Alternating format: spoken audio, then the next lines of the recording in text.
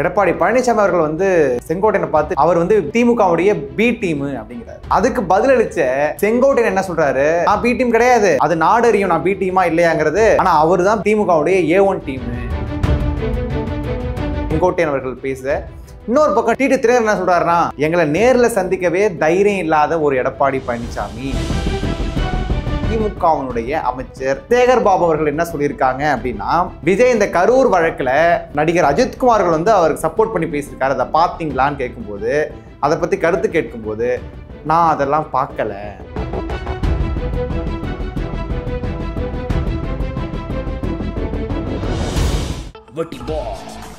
Big Boss Tamil season 9 review show நான் வர தினமும் ராத்திரி 11:30 மணிக்கு subscribe to Colour Kannadi Media. Colour Kannadi voice நேயர்களுக்கு வணக்கம்.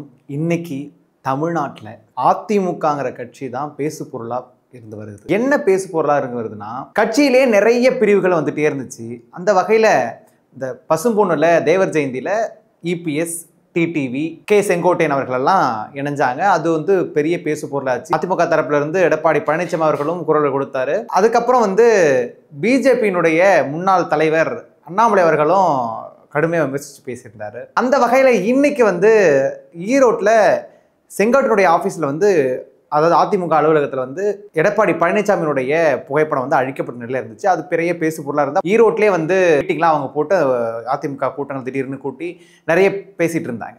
ஸோ இந்த வகையில் வந்து ஒரு பெரிய விவாதமாக போயிட்டு இருந்தது என்ன அப்படின்னா, செங்கோட்டையனுக்கும் எடப்பாடி பழனிசாமிக்கு இடையே நிறைய கருத்து வேறுபாடு இப்போது இன்னைக்கு நடந்துச்சு. என்ன சொல்கிறார் அப்படின்னா, எடப்பாடி பழனிசாமி அவர்கள் வந்து செங்கோட்டையனை பார்த்து அவர் வந்து திமுகவுடைய பி டீம் அப்படிங்கிறாரு. அதுக்கு பதிலளிச்ச செங்கோட்டையன் என்ன சொல்றாரு, நான் பி டீம் கிடையாது, அது நாடு அறியும் நான் பி டீமா இல்லையாங்கிறது, ஆனா அவர் தான் திமுகவுடைய A1 டீம்.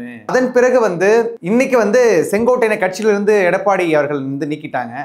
அதுக்கு என்ன சொல்றாங்கன்னா, சர்வாதிகார அடிப்படையில் வந்து என்னை கட்சியிலிருந்து அடிப்படை உறுப்பினர் பதவியிலிருந்து நீக்கியிருக்கிறாரு. இது வந்து மிகவும் கண்டிக்கத்தக்கது. அது மட்டும் இல்லாமல் வந்து 2 முறை வந்து எனக்கு வாய்ப்பு கிடைச்சிது, ஆனால் அந்த வாய்ப்பை நான் வந்து கட்சி நலனுக்காக விட்டு கொடுத்து அதையெல்லாம் நான் வந்து விட்டு கொடுத்து தான் கட்சியில் பயணித்து வந்தேன். ஆனால் இந்த வகையில் எடப்பாடி பழனிசாமி அவர்கள் வந்து அவர் அதிகார துணியில் செயல்பட்டு வருகிறார். அது மட்டும் இல்லாமல் அவர் எப்போ பொதுச் செயலாளரானாரோ அதுக்கப்புறம் ஒரு முறை கூட வெற்றி பெறவே இல்லை. இது வந்து உண்மையாகவே தலைவர்னு சொல்லிக்கிறதுக்கு வந்து ஒரு தகுதி இல்லாத ஒரு நபராக இருக்கிறாரு அப்படிங்கிறத குற்றம் சாட்டியிருந்தாரு. அது மட்டும் இல்லாமல் இவர் நடிப்பதில் பார்த்தீங்கன்னா அவருக்கு நோபல் பிரைஸே தரலாம் அப்படின்னு சொல்லி அவர் விமர்சனம் செஞ்சிருக்காரு. கொடநாடு இந்த கொலை வழக்கில் வந்து குரலே எழுப்பல இவர்.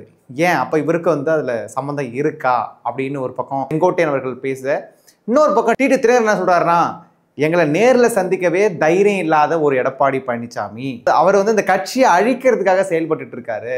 அவர் நினைச்சிருந்தா அந்த கட்சியை ஒன்றிணைச்சிருக்கலாம், ஆனால் இன்னைக்கு வந்து அவருடைய ஆணவத்தினால இன்னைக்கு வந்து கட்சி அழிஞ்சிட்டு வரதா அவருக்கு தெரியல அப்படிங்கிறத சொல்லியிருந்தாரு. அது மட்டும் இல்லாமல் ஹிட்லர் மனப்பான்மையில் அவர் செயல்பட்டு வராரு. நான் சொல்றதான் நடக்கணும் அப்படிங்கிற ஒரு ஹிட்லர் மனப்பான்மையுடன் அவர் செயல்பட்டு வராரு அப்படிங்கிறத சொல்லிட்டு வராங்க. ஸோ இப்படியெல்லாம் அவர் வந்து பேசிட்டு இருக்கும்போது செங்கோட்டையன் சொல்றாரு, இதெல்லாம் ரொம்ப மனவேதனையா இருக்கு, வருத்தம் அளிக்குது, கண்ணீர் சிந்த வைக்குது. எனக்கு எப்படி இருந்த ஒரு கட்சியானது இன்னைக்கு இப்படியான பிளவுகளோட இருக்குது அப்படிங்கிறத ரொம்ப வருத்தமளி சொல்லியிருக்காரு. ஸோ இப்படி ஒரு தரப்புலேருந்து ஒரு கருத்து தெரிவிக்க இந்த அதிமுக கட்சி வலுவடையுமா அப்படிங்கிற வந்து ஒரு கேள்வி மக்களிடையே எழும்பி வருகிறது. பொறுத்திருந்து தான் பார்க்கணும் அது என்ன வகையான நிலவரத்தில் அது மாறப்போகிறது அப்படிங்கிறது. அடுத்ததாக நம்முடைய திமுகவினுடைய அமைச்சர் சேகர் பாபு அவர்கள் என்ன சொல்லியிருக்காங்க அப்படின்னா, விஜய் இந்த கரூர் வழக்குல நடிகர் அஜித்குமார் அவர்கள் வந்து அவருக்கு சப்போர்ட் பண்ணி பேசியிருக்காரு, அதை பார்த்தீங்களான்னு கேட்கும்போது, அதை பற்றி கருத்து கேட்கும்போது, நான் அதெல்லாம் பார்க்கல அப்படி சொல்லியிருக்காங்க. அப்போ இது வந்து ஒரு பெரிய பேசு பொருளாக ஆகிட்டு இருக்கு. ஏன்னா அவர் என்ன சொல்லியிருக்காரு அப்படின்னா, இது மாதிரி தனிநபருக்கு பொறுப்பேற்க முடியாது, நம்ம எல்லாமே பொறுப்பேற்று செயல்பட வேண்டும் அப்படின்னு சொல்லியிருந்தாரு. இந்த கருத்தை அவர் தெரியலங்கிற மாதிரி சூசகமாக வந்து நான் பார்க்கல அப்படிங்கிற மாதிரி அதை மழுப்பி போயிருக்கிறாரோ அப்படிங்கிற ஒரு கேள்வி எழுப்புகிறது அப்படின்னு சொல்லிட்டு பலர் விமர்சித்து வராங்க. ஸோ அது மட்டும் இல்லாமல் எடப்பாடி பழனிசாமி விமர்சித்து பேசியிருக்காரு. என்ன பேசியிருக்காரு அப்படின்னா, அதிமுக எடப்பாடி பழனிசாமி தலைமையிலான இந்த கட்சியானது இன்னைக்கு அழிஞ்சு வந்துட்டு இருக்குது. ஒரு புத்துல கரையான் எப்படி அதை அழிக்குதோ அது போல வந்து எடப்பாடி பழனிசாமி அவர்கள் வந்து அந்த கட்சியை கொஞ்சம் கொஞ்சமா அழிச்சிட்டு வராரு.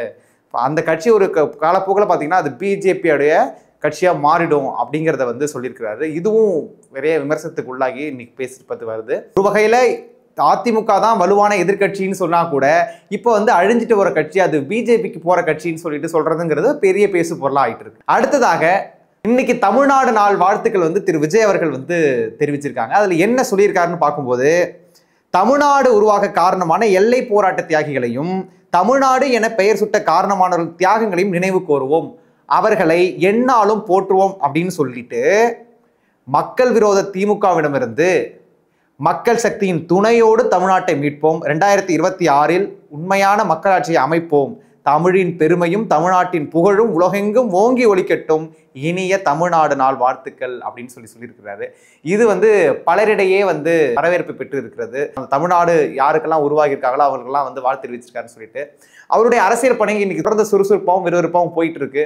பார்க்கலாம் அவருடைய அரசியல் பணி எந்த வகையில் தமிழ்நாட்டில் மாற்றத்தை ஏற்படுத்த போகிறது அப்படிங்கிறத பார்ப்போம். இது போன்ற அரசியல் தகவலை தெரிந்து கொள்ள கலர்கட வாய்ஸோடு இருந்தீர்கள். நன்றி. Bigg Boss Tamil season 9 review show நான் வர தினமும் ராத்திரி 11:30 மணிக்கு. Subscribe to Colour Kannadi media.